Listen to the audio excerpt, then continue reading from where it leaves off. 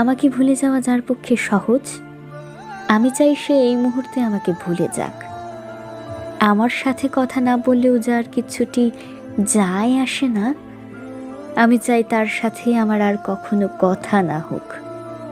আমার অভাব যাকে বিচলিত করে না, যার আমাকে ছাড়া দিব্যি চলে যায়, আমি চাই তার জীবনে আমার অনুপস্থিতি শাশ্বত হোক। আমার অভিমান, আমার কান্না, আমার নির্ঘুম রাত যাকে বিন্দুমাত্র স্পর্শ করতে পারে না, আমি চাই তার আঙুল কখনো আমার আঙুল স্পর্শ না করুক।